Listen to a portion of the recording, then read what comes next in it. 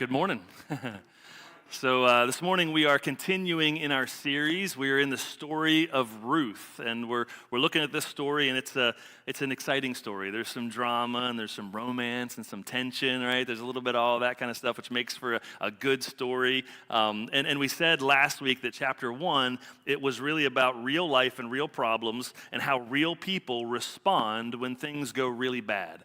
Right, that's what we talked about a little bit, and we talked a little bit about some of the people that we saw in that story, right? There was 3 people in particular, and there was Elimelech, right, who led his family into compromise. Right? He compromised, he led his family into compromise, he gave lip service to God, his compromise became contagious, right? His sons ended up marrying women of Moab, and so there was this compromise that was going on, and it was contagious because of his compromise. And then we saw Naomi, who, we talked about Naomi and what her name means, and that she then changed her name to Mara, and right, she became bitter, and she begins to blame God and all kinds of things, and she starts repelling people. In fact, she tells her 2 daughter-in-laws basically at one point to just go back to their heathen god, basically, to their land, where sending them back to that land was basically saying, go back there and just go back to that where they worship this heathen god or whatever, and they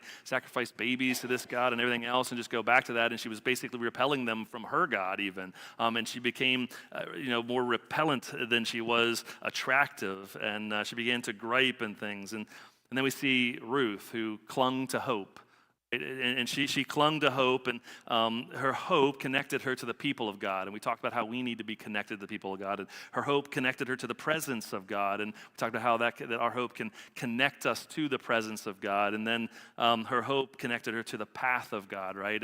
And that she was going to go and she was going to be with God's people, and she was on the right path, and how we can be connected to the path of God through hope. And so we looked at that last week, and then here at the very end, we're here with Naomi, or Mara at this point, and Ruth, and they're back in Bethlehem, and it's the harvest time, right?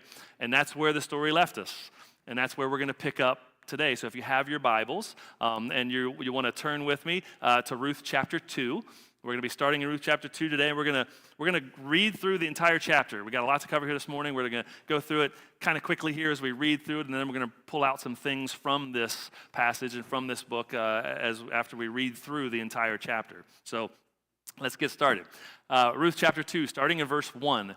Says this: Now Naomi had a relative on her husband's side, a man of standing from the clan of Elimelech, whose name was Boaz. Now here's the thing. What we need to understand is that Ruth, she didn't know that this was Naomi's relative, right? She doesn't really know this. But it also says here, it says this phrase, a man of standing. Right, Boaz was a strong guy, a warrior type guy. We know that he was wealthy, right? He was a man of great standing, and that's who Boaz is. And we need to remember that as we're looking at this story a little bit. He's this strong warrior type guy, and he's a wealthy individual who has great standing. And then it continues in verse 2. It says, And Ruth the Moabite said to Naomi, "Let me go to the fields and pick up the leftover grain behind anyone whose eyes I find favor." And this word favor is kind of like the key word for this whole book, or for this chapter. And it's that idea of grace or mercy, right? And so this idea of favor is kind of like the key word for this chapter, and we're going to see that a few times as we're looking into it. And so it continues to say, Naomi said to her, "Go ahead, my daughter." So she went out, entered a field, and began to glean behind the harvesters. This word glean is something that God instituted for his people, right? And what gleaning really meant is that they would leave the margins of their harvest for the marginalized. Right? They would glean, and they would leave some for the marginalized people. It was God's way of providing for the poor, the foreigner, the marginalized, by leaving some of the crops in their field. So those people come after the harvesters, and they could glean what they could from those fields. And it was God's provision for those people. And so it continues then, it says, as it turned out, she was working in a field belonging to Boaz, who was from the clan of Elimelech. Right? So this phrase, as it turns out, in the Hebrew, literally is as chance chanced. is really what it means, which we don't talk like that. That's not how we would say that. We wouldn't say, as chance, chance. But we might say, as luck would have it, right? That's a phrase. It's a pretty common phrase. As luck would have it. Like she didn't purpose to go to Boaz's field, right? It was as chance chanced, or by chance, she happened to be there. As luck would have it, she ends up in Boaz's field. I don't think it's luck, actually, as we read the story. I think it's God's provision. But we see this, and it says that it was, as luck would have it, basically, that she ended up in Boaz's field. And then it continues in verse 4. Just then Boaz arrives from Bethlehem and greeted the harvesters. The Lord be with you. The Lord bless you, they answered. How many of you guys are going to go into work tomorrow morning and either walk in and say that to the people sitting around there, like, hey, the Lord bless you? or how many of you are going to be at work tomorrow and the boss is going to come in, and when he comes in, he's going to be like, hey, the Lord bless you, right? Like, that's probably not a common thing that happens a whole lot, right? But this is Boaz, and he's coming back to his fields, and he's like, the Lord be with you. And they're like, the Lord bless you, right back to him. Like they knew how to respond. They knew who he was and what he was about, which is pretty cool when you think about it. And verse 5 says, Boaz asked the overseers of the harvest, who does that young woman belong to? Who does that young woman belong to? There's this tension that builds here, right? And you notice Boaz, like he comes back to his field and he notices there's something out of place, right? There's somebody who doesn't really belong there. There's this girl who's in the field and she's a foreigner, and he notices her and he's like, who does that young woman belong to? Like, who's protecting her? Who's overseeing her? Like what's going on here, right? And there's this tension that builds, and it's she's a foreigner, but she catches Boaz's eye, and he wants to know who's caring for her. And in verse 6, it says that the overseer replied, she is the Moabite who came back from Moab with Naomi. She said, please let me glean and gather among the sheaves behind the harvesters. She came into the field and has remained here from morning till now, except for a short rest in the shelter. So Boaz said to Ruth. Now, here's the thing. We see that obviously she's been working there from sun up to sundown, right? She's there. She's been working since morning. She's a hard worker, obviously. She's doing that. Took a little rest in the shelter. But then Boaz is there, and in the beginning of verse 8, it says this. It says, so Boaz said to Ruth. That's easy to overlook, right? It's very easy to overlook that in that passage and go, okay, whatever. But honestly, he's like breaking cultural boundaries here, right? This is like the wealthy landowner, the guy who owns this, that has this, the man of great standing or whatever. He's going to the foreign woman who's gleaning in the field, and he begins to speak to her. That didn't happen in that culture. This is interesting when you really look at it. Like, this is not something that would have normally happened, that he would have gone to somebody like this and actually began to speak with her. And it would have been almost unheard of that the wealthy Israelite would have gone and talked to this lowly foreigner who's gleaning in the field, right? And so it continues, and it says this. He said, my daughter, listen to me. Don't go and glean in another field, and don't go away from me. Stay here, which is the same word that we had in chapter 1, same phrase there that meant to cling, right? It says cling to the women who work for me, right? Cling to them, to stay with them. Watch the field where the men are harvesting and follow along after the women. I have told the men not to lay a hand on you. He's told the men not to lay a hand on you, because here's the thing. Back in that time and in that day, in that culture, a foreign woman like this gleaning in a field probably could have run into a lot of trouble. Right? It wouldn't have been uncommon at all for men in that time and that day to have mistreated a woman like that. And so he's protecting her. He's saying, he's like, I have told the men not to lay a hand on you. And then he says this. He says, and whenever you are thirsty, go and get a drink from the water jars that the men have filled. Again, this is one of those things that you just read it and you go, okay, whatever. But this is another thing that he's crossing cultural boundaries here. He's going, this just doesn't really happen. Like, she would have looked at him and been like, what? Like, what do you mean go and fill and drink from the water jars that the men are filling? Like, typically back then, the women would be sent to like fill water jars and to fill the water and do that kind of stuff. And it's all throughout Scripture. We see that kind of stuff. And for her to go and drink out of the same thing that the men had been filling these water jugs would have been unheard of. And he's crossing these boundaries with this, and he's saying, hey, when you begin to get thirsty, just go over there, and those men have filled water things. I want you to go ahead and take over there. And I've already told him not to lay a hand on you, so go over there and do that, and it's okay. Like, it's pretty interesting when you read it. And so it continues, and it says this. And at this, she bowed down with her face to the ground, right? She's like dumbfounded, right? She drops, and she's bowing down, and she's like, what in the world is going on, right?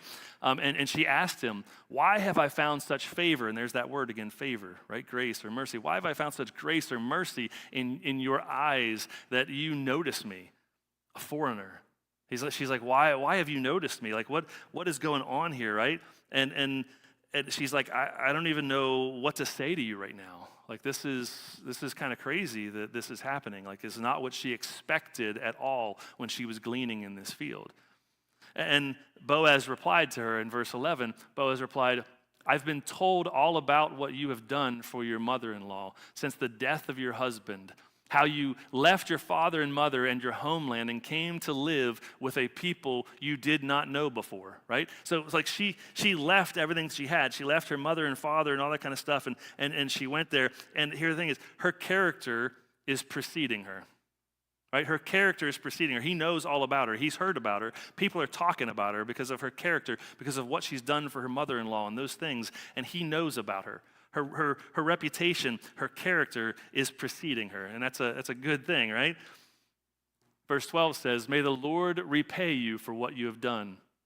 May you be richly rewarded by the Lord, the God of Israel, under whose wings you have come to take refuge, right? So she's there, and she's a foreigner, and she's looking for protection, right? Like she's there, and she needs protection, honestly, in an area like that, and doing that, she really needs protection, and she's like, you have come to take refuge here, right? But there's more going on here. There's a little bit more brewing in this moment if you're really reading into it, right? There's a little bit of romance in the air, right? There's a little bit of like, hey, who are you, right? There's a little bit of that kind of thing going on. There's some romance in the air, stuff like that, and I don't want to lose you guys, the guys in the room here, but this is a romance story. I mean, okay, it is, I can sit through a romance story once in a while with my wife. She likes those kinds of movies. I'm kind of like, I'll watch it, I guess, right? But, sometimes I'm surprised, and the movie's actually pretty good. Well, this is one of those times where it's a really good story, right? And so we need to look at this. And here's the thing.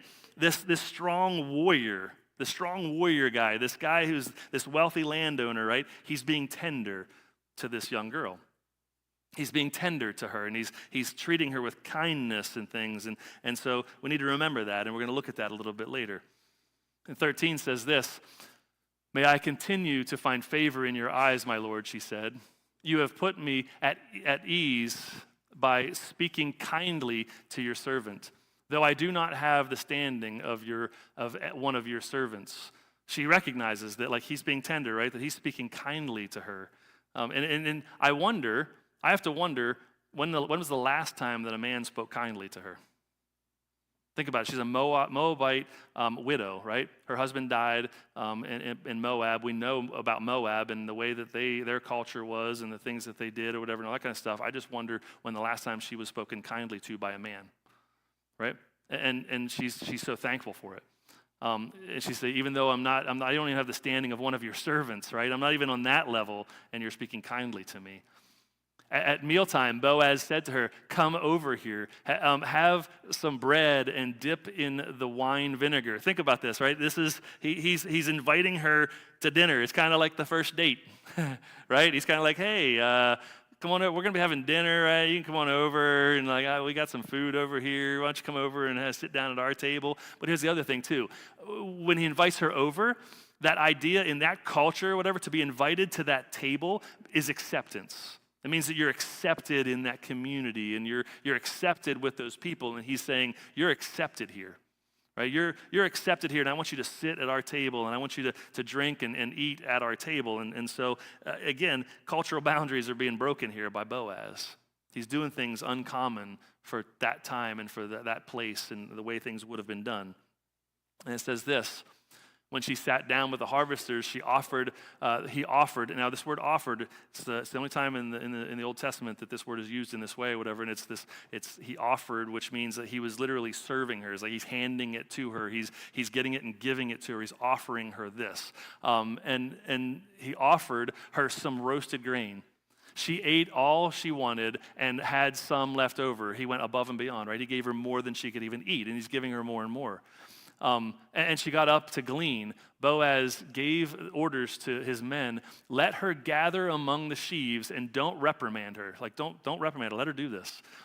Even pull out some stalks for her from the bundles and leave them for her to pick up. He's like, even just, where you're getting a bundle, just pull some out of there and just throw it on the ground to leave some extra for her, like above and beyond, right? He's doing even more. And so he's asked them to do that and just leave it on the ground for her to pick up. And don't rebuke her, right? Don't rebuke her, let her do it. And again, he's telling them all this because this isn't common, right? This isn't stuff that would normally happen, and he has to tell them, don't rebuke her, because they normally be like, hey, what are you doing? Get out of here, right? That kind of stuff. You should be over there. He's like, don't do that with her. And he's taking notice of her. So Ruth gleaned in the field until evening. She went threshing. Then she threshed the barley she had gathered, and it amounted to about an ephah, or an ephah. Sorry, it's an ephah. And so what's an ephah? I don't know what an ephah is, so I had to look it up. What's an ephah? Like, what is this talking about? Well, it would have been probably about 30 to 40 pounds of grain and stuff that she just gathered. 30 to 40 pounds, like that's a good bit, right? And so this 30 to 40 pounds would have been like a couple of weeks' wages at that time. Like, she's got a lot. Like, again, when somebody goes and gleans in a field, this is not the response they're looking to get typically. They're looking to get enough to feed themselves for that day and maybe the next morning or whatever, so they can go back out the next day and glean some more. Or maybe they might get enough for a couple of days or whatever. Like, it's not common probably that you go out and you glean and you get enough that you have like a couple of weeks' wages, right, that you're walking home with. Like, that's a lot. And then it says this, which I think is very interesting. It says that she carried it back to town. Okay, so here's the deal. Like, I go to Sam's Club, right? And at Sam's Club there was a conversation last night at the birthday party for Karen's birthday party that at our table there was a little conversation about people asking where they get their water softener salt, and started off with, hey, where do you get your water softener salt? And they were talking about it a little bit, and I was listening to the conversation, and they were talking about where they get it, and then they were talking about, we get it here, but it usually gets to the house, and it stays in the car until somebody comes and gets it for me and brings it into the house for me, or sometimes I can bring it to the house, and somebody was saying, hey, I still actually got the strength now where I can actually carry it to the basement myself now and do those things. I'm telling you what, man, a 40-pound bag of rock salt or whatever, when you go to the store and get that, I'm like, okay, I need to have the cart because I ain't carrying this back up all the way up to the register. I'm sticking that in the cart, and I'm wheeling it to the front and paying for it, and then I'm wheeling it out to my car, and I'm loading it in there, and then when I get home, I got to take it from the truck, and I got to take it all the way into the water softener area, and I'm like, hey, Micah, go get the water softener salt, buddy. I carried it. I got it out of the store. You can get it into the house, right? Like, it's not light. 40 pounds is a good bit. 30 to 40 pounds. She's not just carrying it from the field into the house. It says that she carried it back to town. Like, she's not a wimp, right? She's not like, she's a worker.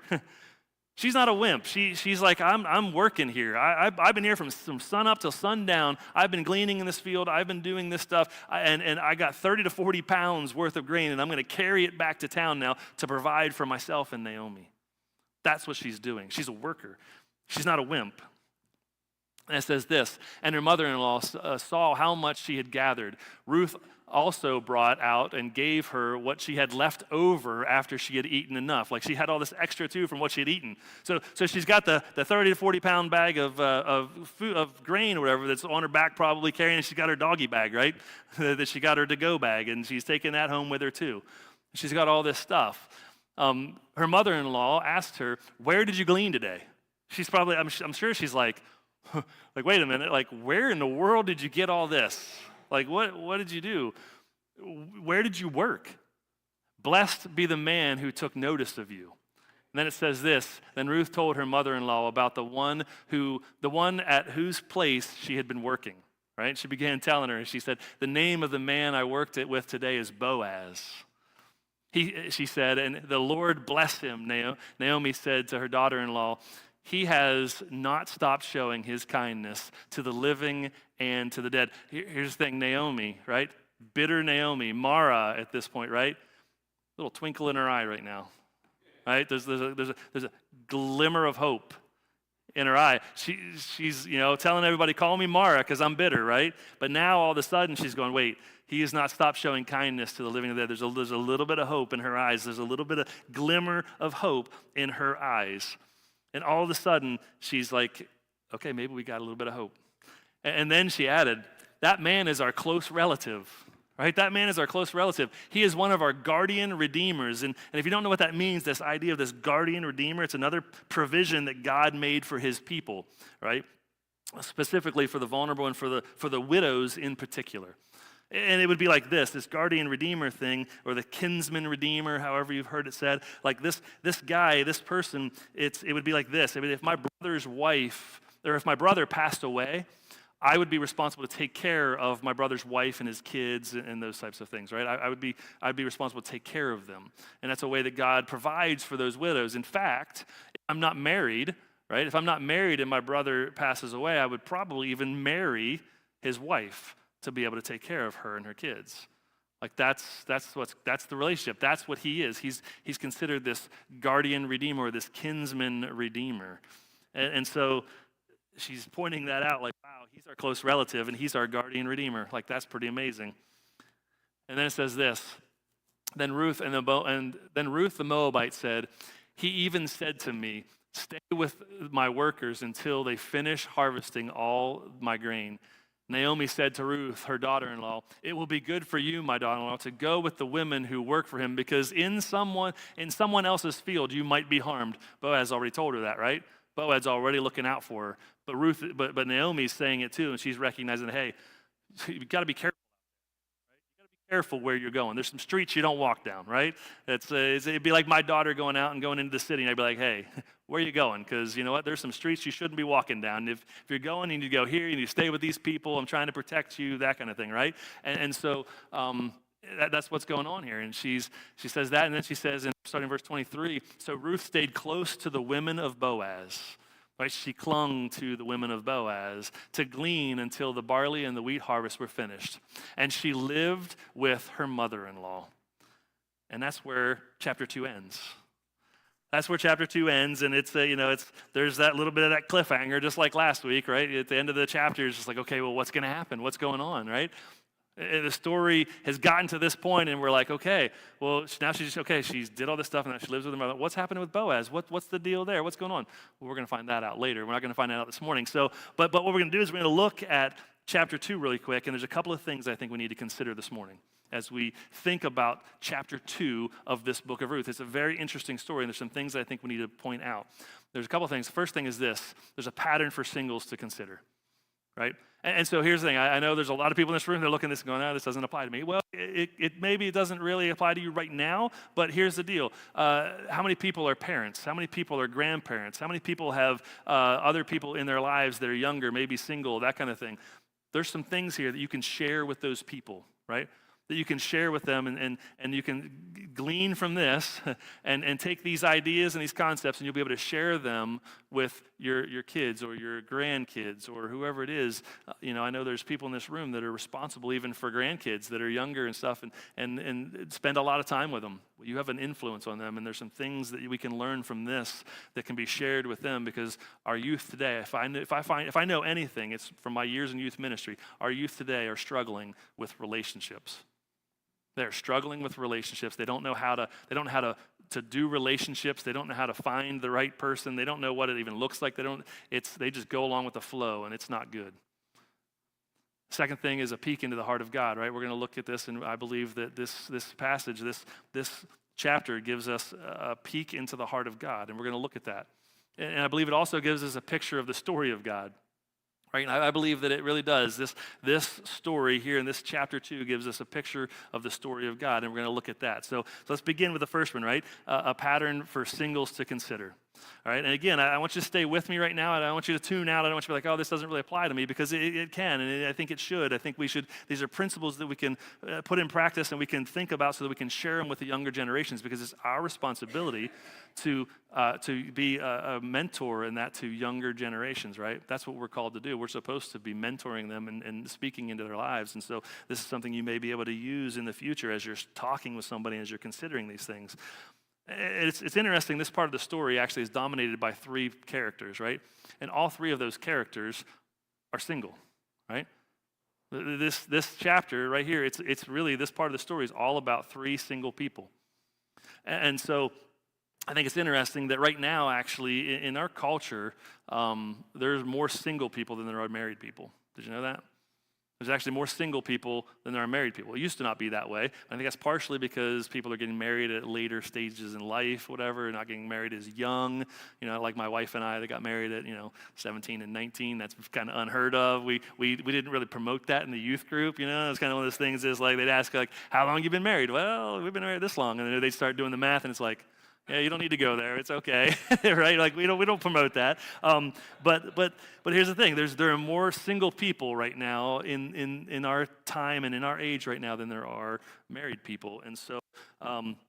It's also relevant because we do have some single people here today, right? We have some single people in our congregation, and so it's valid, right? It's something for them, and it's also valid because there are some people that maybe have been married and are no longer married, maybe for different reasons, heartbreak of divorce, or maybe it's the heartbreak of losing a loved one, those types of things through death. And so there's people like that here this morning, and so there's things they can take from this, and there's also, like I said, parents, grandparents who can impart some of this wisdom and these things into their kids and their grandkids. So we're going to look at this morning, and I want you to stay with me because here's the thing. We live in a time where single people are looking for someone to share their lives with. Right? They're looking for someone to share their lives with, and in different cultures, they do this in different ways, right? There's a couple of different ways that different cultures do this, and I'm not going to say which is the best, but I have my opinion. But the first, the three are prearranged marriage, dating, and courtship. Probably heard of all of those things, right? The first is this, prearranged marriage, okay? Prearranged marriage is exactly what you think it is, right? It's a marriage that the mom and the dad, they pick out the spouse, right? They're like, hey, this is the person that when you get old enough that you're going to marry. Now, there maybe are some single people in here, and my son's sitting back there, and I'm just curious if he thinks that's a great idea, like that his parents pick out who he's going to marry. I don't think that there's too many people in our culture. If we polled the singles in our culture today in America, I don't think there's too many of them that would go, yeah, I think that's a great idea, right? Now, if I ask the parents, like, I think it's a great idea. I love the idea, right? I think I could do pretty good. I think I'd do really well, actually. And I've got two daughters who are married, and I like to think that I had a hand in that in some way, shape, or form, which I probably actually didn't because they were living in Ohio and I was in PA when they were dating and all that. So, but I like to think I did. But here's the thing. That's prearranged marriages, right? It's something that we're not really that familiar with, but it's happening all over the world. There are places still today in different cultures where that's how they do it. Like in India and some places like that, they have prearranged marriages. And when you talk to some of those people, they don't see anything wrong with it. They think it's great. They think it's the way it should be. And there are people that have been married for a really long time that would say, yeah, this is my spouse. This is the person I love. It's because they're my spouse, right? And so there's this idea that it can be a bad thing, but I think it's not necessarily a bad thing. There's different ways of doing things. The second one is dating, right? And dating is the one that we're probably most familiar with, right? And the thing is that term dating, when you really look into that term dating, it has some interesting origins. So the term dating, actually, the word apparently originated in 1896, right? And it was inadvertently coined by a columnist from Chicago, right? When one of his assistants was having some girlfriend trouble. Right? She was having some girlfriend trouble, and so his girlfriend, this assistant's girlfriend, was losing interest in him, and she started seeing other people socially. Okay? And so this guy who his girlfriend was seeing other people socially, he said that these people, they were filling his dates. Like on his calendar, like, you know what I mean? Like he's like, they're filling my dates, and that's what he said. And so they that word then was kind of coined at that point of, this date, this idea of dating. Well, here's the thing, that term morphed a few times until we have what we have right now. And actually at one point, the term was actually, it referred to women of the night. So, a date, and if you don't know what a date was, then you can talk to like Chad or Tom Horney or somebody. I'm sure they'd love to explain it to you. I'm not going to. Sorry, guys. But, if you get some questions afterwards, I'm sorry. But, all right. So, but it was the women of the night. Like, that's really what it was. And so dating, then, it transformed with the urbanization of our culture and some things like that, and through the sexual revolution and things. And now you can even date online. Right? It's evolved as word dating and stuff. It's really evolved. And so there's a whole thing to it. And we talk about dating, and I'm dating this person, and we're going on a date and all this kind of stuff.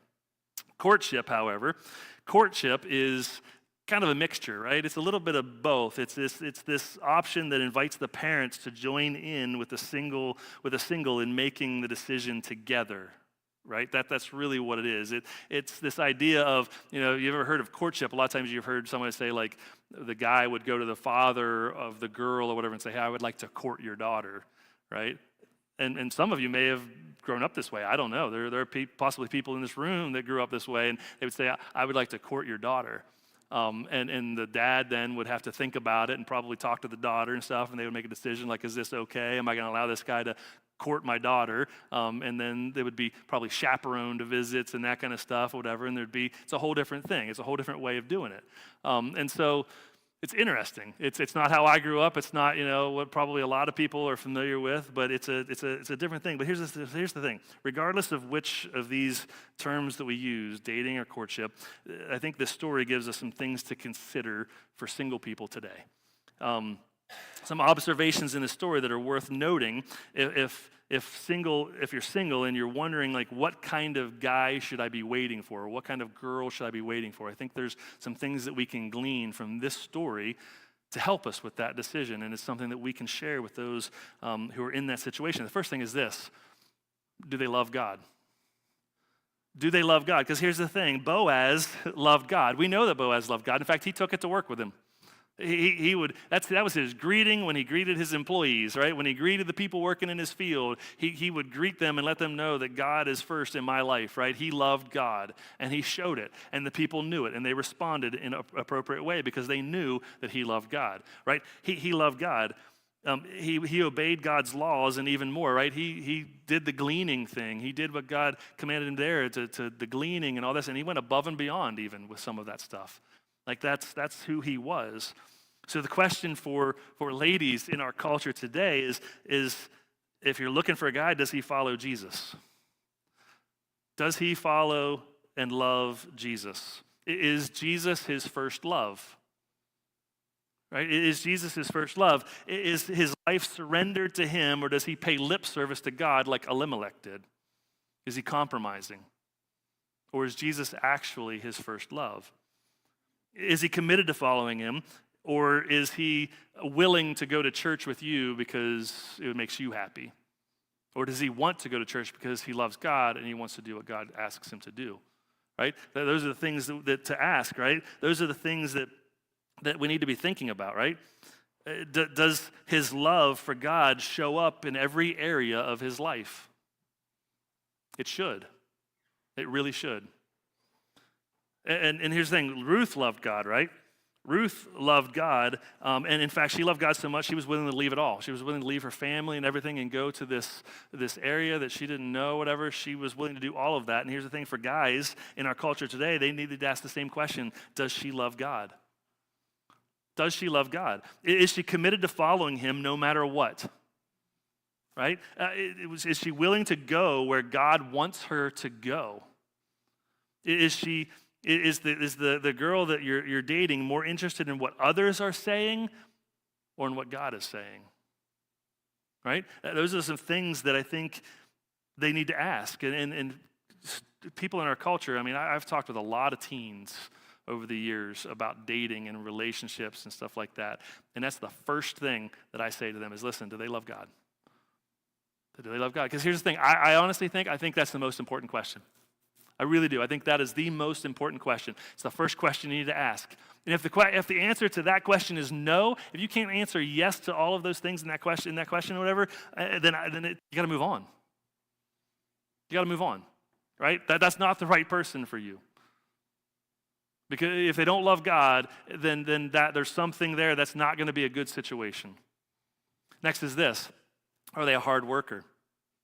Are they a hard worker? I mean, I think it's a legitimate question. Are they a hard worker? I think you can tell a lot about a person by the way they work and the way they do things, right? And so Boaz, right, he had a job. We know that Boaz had a job, and I'm sure Boaz, being the strong warrior kind of he was, the wealthy guy, I'm sure he was a hard worker. To get where he was, he worked hard, I'm certain. And here's the thing. Girls in our culture, they need to ask that question, does he have a job?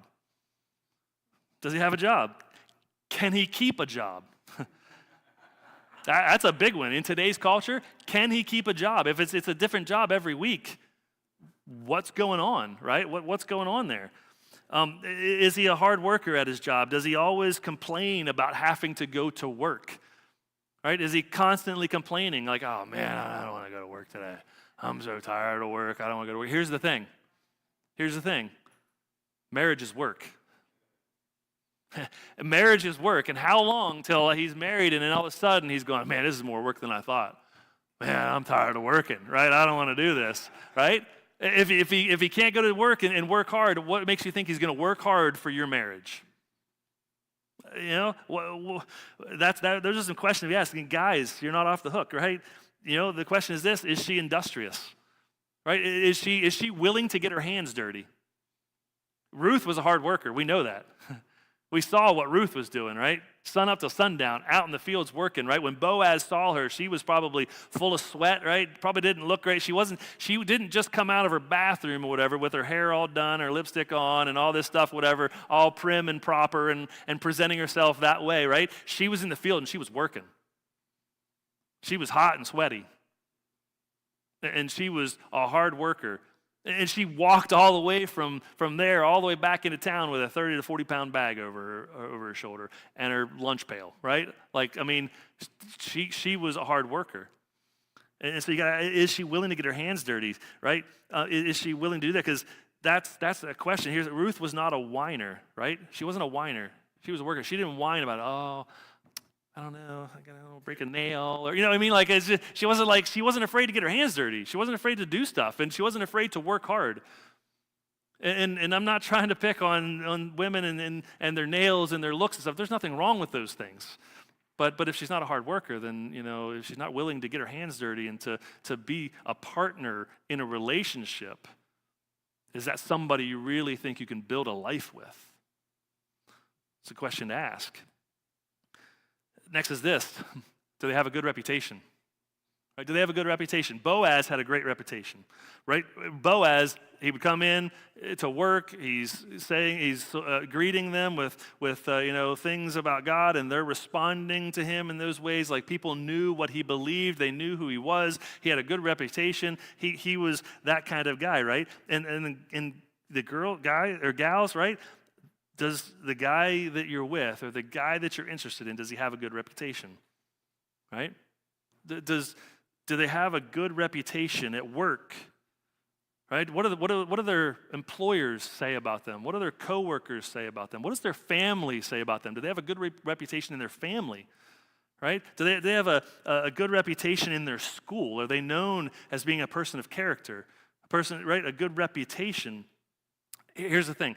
I've talked with a lot of students. I've talked with a lot of young ladies that were in relationships that I could see were not good, and they would ask for my advice, and then they'd be really sorry they did. But here's the thing: they would ask for my advice, right? And they would come to me and they'd be like, well, I was just curious what your thoughts were, and I'd ask them some questions, and they'd be like, well, but nobody understands him.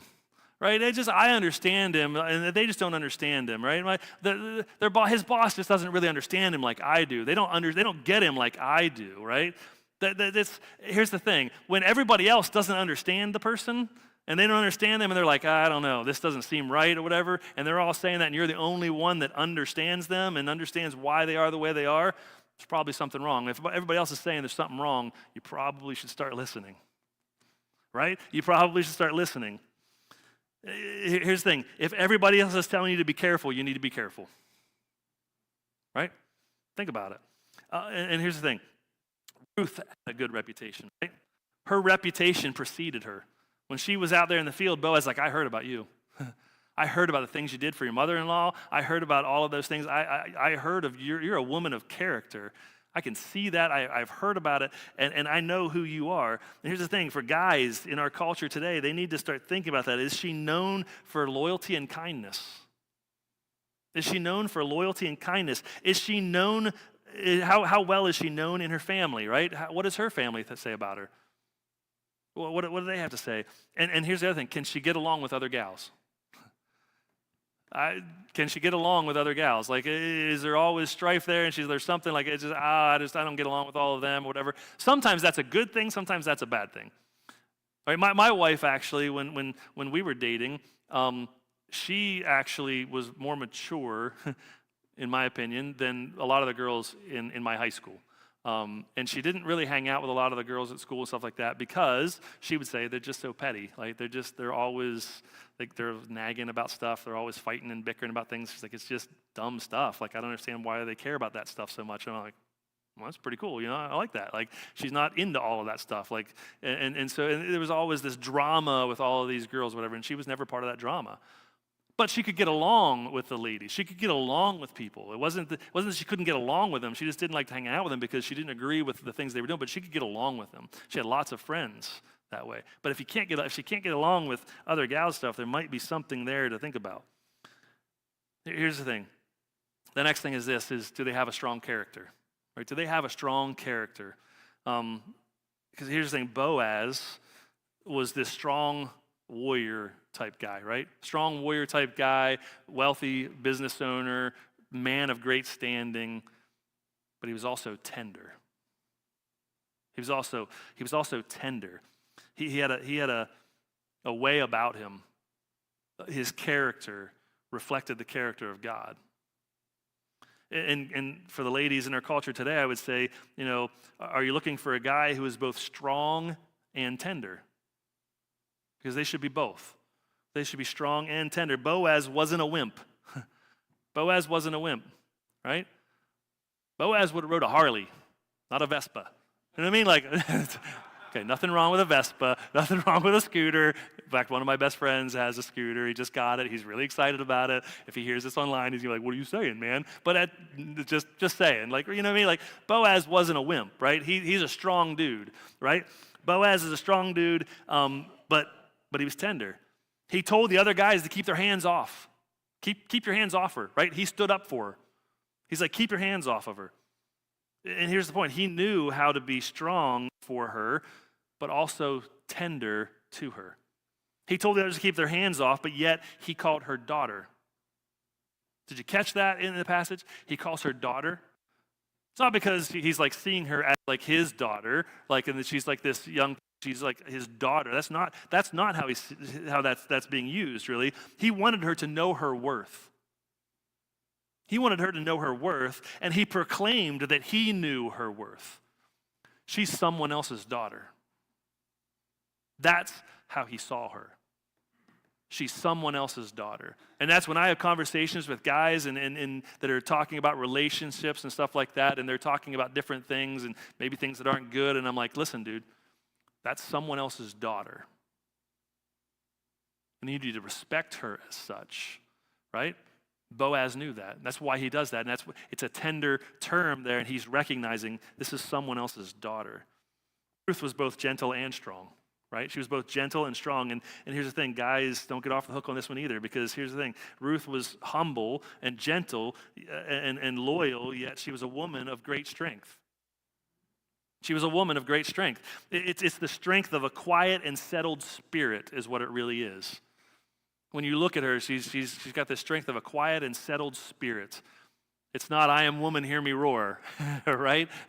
She's not swinging from the chandeliers, right? Like the song, I don't know, whatever song that is. It's like that's not the type of woman that she was, right? She had this quiet strength about her. She's secure in who she is. She's secure in who she is. She doesn't have to be brash or loud or whatever to get what she wants, right? She doesn't have to be brash or loud. She is strong in spirit.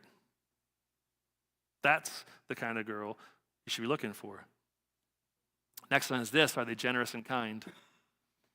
Are they generous and kind? Because here's the thing, Boaz was generous, right? Boaz was very generous. He went above and beyond, gave her more than she needed, right? And made sure she had plenty to go home with. Like, he went above and beyond. He was generous.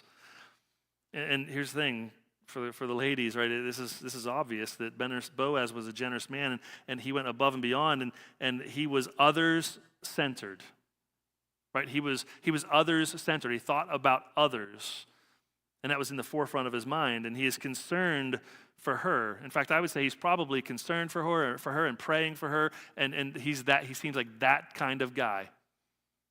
Right? That's the kind of guy that he is. And the ladies today, is the guy that you're looking at and you're interested in, you're dating, whatever, is he concerned with others? Is he others focused? Does he have concern for other people? Does he listen, or are they always talking about themselves? Do they speak kindly when they talk to you? Right? That's something that I think a lot of girls need to hear. Right? That the guy, he should be speaking kindly to you when he talks to you. He should be gentle with you. That's how he should be when he's around you. And too many are like, oh, well, he gets angry about this or that. That's not okay. That's not okay. You shouldn't just accept that. Another way that you can tell sometimes is this: how does he treat the waiter or waitress at a restaurant? Seriously, how does he treat the waiter or the waitress at a restaurant? Is he rude? Is he belittling? Is he whatever? Or is he kind and gentle and does he make the person's day, or does he make them feel like they're just a servant? It speaks volumes, these things. Ruth was generous, right? For the guys in our culture, right? She was a giver, not a taker. Right? She was a giver, not a taker. Is the girl that you're with more interested about what she can get out of the relationship than what she can give to the relationship? That's a question you got to ask. Do they care about others, right? Her family. Does she care about her family? Does she care about kids? Does she, those type of things? Does she have that type of a spirit? Are they a complainer or are they content? Do they gripe or are they grateful? Right? These are things that we need to ask and we need to look at when you're looking for someone. Next thing is this: are they willing to wait for God's timing? This is a huge one in our culture, especially today with teens. And I've had so many conversations about this with teenagers that it's just unreal. But are they willing to wait for God's timing? And here's the thing. Ruth went home to live with her mother-in-law. Right? And Boaz went home. Right? People of character, right? And so here's the thing. The Song of Solomon says not to awaken love before its time. The question is this: I think that, girls especially need to ask this question: is he pressuring you to do things that you shouldn't be doing prior to its time? Right? Is he pressuring you to do things? Is he wanting you to do things like that or whatever before he puts a ring on it and promises to be with you forever into an unforeseen future as your husband? Right? That's a question that needs to ask, right? And guys, is she willing to compromise, right? Does she like to walk on the edge a little bit, right? Is she, very flirty and all this kind of stuff and maybe provocative in her speech and things like that? Is she doing things like that, right? Are the conversations that you're having awakening something before it's time? It's a question that they got to ask. It's something that young people need to think about. And I've been asked this question a lot by so many teens when I talk about Ruth and Boaz, when we talk about relationships in general, and when I had one time in youth group, we had a night where it was relationship night, and that's what I talked about. And afterwards, I had a girl come up to me, she's like, that was really, really good. I wish I wasn't here to hear that. Because she's like, I know I'm not doing what I'm supposed to, and now I'm struggling with it. And I'm like, oh man. And another one, then later she goes, I wish my friends would have been there so they could have heard it. And she's like, could you do it again sometime so they could hear it? I'm like, absolutely. But the question I get asked by so many of them is, how do I find a guy like that? How do I find a guy like Boaz? Or how do I find a girl like Ruth? It's not hard, honestly. There's one really, really, really big key to this, and this key is this: to start becoming the kind of guy or the kind of gal that Boaz or Ruth would be looking for, right? Start becoming the person that type of person would be looking for. Start living those ways and doing that, because when you do that, that other person will seek you out. And we got to keep flying here. We got to keep going. We're going to move on from that, and we're going to move into the next part. It's a peek into the heart of God, right? This passage, this chapter is a peek into the heart of God. And so God has this special place for the marginalized. And Leviticus 23:22 says, when you reap the harvest of your land, do not reap to the very edges of your field, or gather the gleanings of your harvest. Leave them for the poor and for the foreigner residing among you. I am the Lord your God. He has a heart for the marginalized, right? Deuteronomy 10:18-19 says, he defends the cause of the fatherless and the widow, and loves the foreigner residing among you, giving them food and clothing, and you are to love those who are foreigners, for you yourselves were foreigners in Egypt. Deuteronomy 24:17-22 says, do not deprive the foreigner or the fatherless of justice, or take the cloak of the widow as a pledge. Remember that you were slaves in Egypt, and the Lord your God redeemed you from there. That is why I command you to do this. When you are harvesting in your field and you overlook a sheaf, do not go back and get it. Leave it for the foreigner, the fatherless, and the widow, so that the Lord your God may bless you in all the work of your hands. He has a heart for the marginalized, right? It's interesting that he has this heart for the vulnerable and the defenseless and the marginalized in our society. When you look at that, you can see that. It's clear. He came up with this gleaning process to help to provide for those people, because he has a heart for those people. Gleaning is simply a way where people who had much could share with those who had little, right? They didn't have enough, and those who don't have enough, they could work to get what they needed. Brilliant. When you look at it, it's brilliant. It's a great way to make that work. So here's the thing. This is such an important ramification for our church in our world today. Such an important ramification for our church and our world today. Here's the thing. Jesus ministered to the poor and the marginalized. That's what he did. We look at all through Scripture, you can see that he did that. James warns about favoritism based on wealth. We shouldn't have favoritism based on wealth. Paul tells Timothy to encourage the church to be generous to the poor and to take care of widows. Right? That's what we're called to do. That's God's heart, right? That's the heart of God spoken right there. That's what we're to be doing, is we're to go and we're to take care of the marginalized, the poor and the marginalized, and those things. And this is what should drive us as a church. This is what should drive us as a church. How do we take care of the poor and the marginalized? How do we take care of the widows? How do we take care of those around us? How do we go out into our community and find the needs around us and fill those needs? One of the things that recently, actually just this week, I had a conversation with the elementary school down the road, and they're putting us on a list actually of that they have of churches where if they have a need in the community, we're gonna be on that list. That will be one of the churches they'll call to help try to fill that need. I thought that was pretty exciting. It's pretty awesome. The other thing we're going to do is we're going to go out and we're going to start going to that elementary school right down the road here, Middle Branch Elementary School. We're going to go there and we're going to start filling their refrigerator in their teacher's lounge like once a month. Just go in there and just saying, hey, we value you. Thank you for what you're doing here. We see you. Here's a little note saying, here's some drinks and some snacks and stuff. We want to thank you for what it is you do from your Middle Branch Grace Brethren Church family. Like, just something simple, but it's just getting in there, getting to know those people, getting to know that community, getting into the schools and those types of things. And so we're going to be starting that coming up really soon. I'm waiting for the principal, the community liaison thinks it's a great idea. She's like, no problem. She's like, I think it'd be great. She's like, I'm sure the principal won't have a problem with it. I'll run it by them and I'll let you know. So I'm waiting. Hopefully this week I'm going to hear back from them on that. So, but this is the kind of stuff that should drive our church. This is the kind of stuff that we should be doing. So we're going to look into some of that stuff as we move on. But the next thing is this. Did I go? There we go. It's a picture of God. It's a picture of the story of God. This passage that we looked at, this chapter is a picture of the story of God.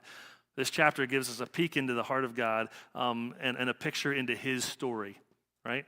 The story of God is called the gospel, and here is what the story of God says, right? Boaz noticed a gal who happened to be a foreigner. She was poor and gleaning whatever she could in his field. He did what was countercultural and counterintuitive. That's what he did.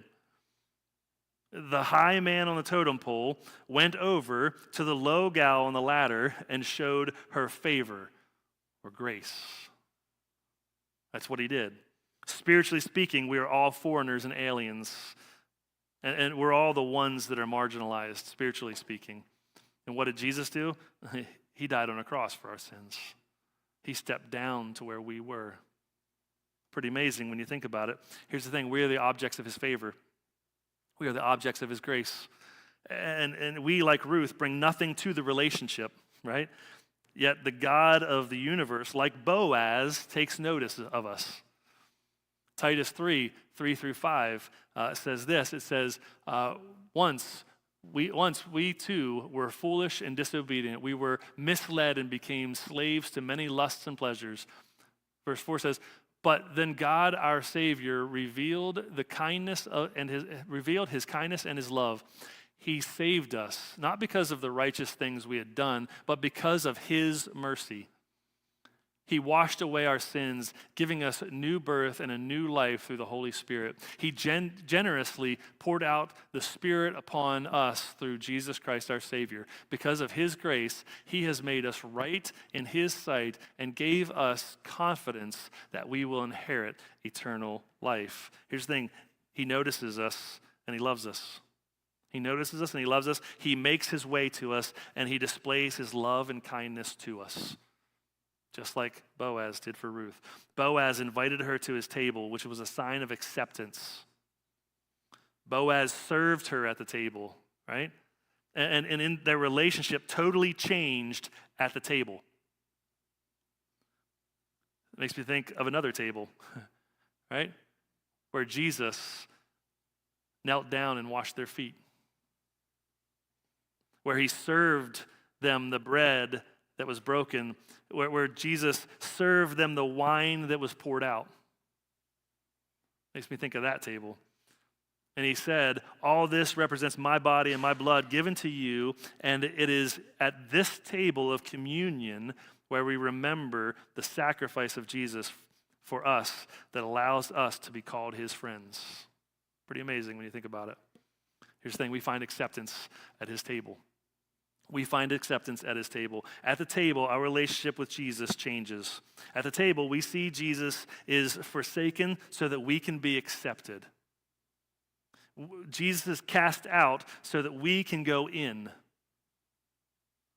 At the table, we see the God of the universe bending and serving us. Philippians 2:5-8 says this, have the same attitude as Christ Jesus had. Though he was God, he did not think of equality with God as something to cling to. Instead, he gave up his divine privileges. He took the humble position of a slave and was born as a human being. When he appeared in human form, he humbled himself in obedience to God and died a criminal's death on a cross. That's what he did for us. That's what he did for us. At his table, we go from being guests to friends. At his table, we go from being slaves to sons and daughters. Boaz noticed Ruth, showed grace to Ruth, right? And eventually invited her to his table and gave her more than she could ever dream of and at that day and said to her, don't go to other fields, but stay here in mine. I will make sure that you are taken care of. I will make sure that you are protected and satisfied. What a picture of the story of Jesus, right? What a picture of the story of Jesus. He shows us grace and invites us to sit at the table and gives us more than we can ever imagine. And then he says, don't go into other fields, but stay right here in mine. I will make sure that you are taken care of, protected, and satisfied. Here's the thing. We are encouraged to stay and be satisfied. We are encouraged to stay and be satisfied. Don't chase after other fields. Don't think that they will satisfy, but stay right here, and I will make sure that you have life that really is life. John 10:10 says, the thief comes to steal and to kill and destroy. I have come that they may have life and have it to the full. John 15:9-11, remain in my love. Remain in my love, right? That you will remain in my love. That your joy may be complete, right? That's where it's at. It's at that table. It's with him that we are protected and we are satisfied. And he's calling us to that table all the time. He's reminding us that that table is there for us to dine at, right? That we can be a part of that. We are a part of his family, and that we will one day be in heaven with him for the Last Supper, right? And we'll have the spread out in front of us and everything else, and we'll be celebrating all kinds of things. But here's the thing. He's invited us to that table already, and we're already part of that family. We are sons and daughters because of what he did for us. It's pretty amazing when you think of Ruth and Boaz and how that's such a great picture of what Christ did for us. Let's pray.